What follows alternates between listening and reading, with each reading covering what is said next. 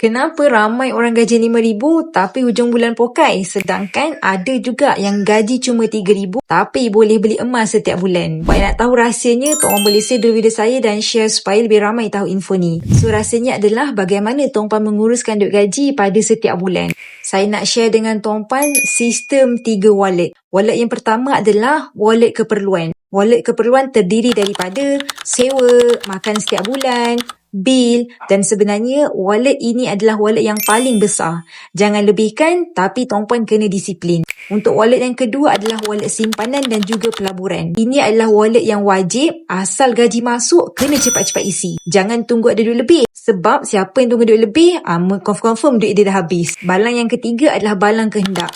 Baki yang ada barulah kita pakai untuk lifestyle. Kalau tak cukup, potong wallet kehendak, bukan wallet simpanan. Ramai orang terbalik. Wallet kehendak penuh dulu, dia baki baru nak alihkan dalam wallet simpanan. Sampai kiamat pun takkan ada simpanan kalau sistem tu tak tukar dan tuan tak disiplin. Buat yang mungkin dah apply konsep ni tapi masih struggle untuk menabung, tuan mungkin sebenarnya kena tukar cara tuan menabung ke dalam bentuk emas. Selain daripada magnet kekayaan, emas ni sebenarnya adalah ubat penyakit boros yang paling mujarab. Kalau tuan nak menabung emas dengan bajet rendah RM100 bersama Public Gold, tuan boleh cepat-cepat komen emas di bawah dan saya akan bantu tuan dengan sebaiknya.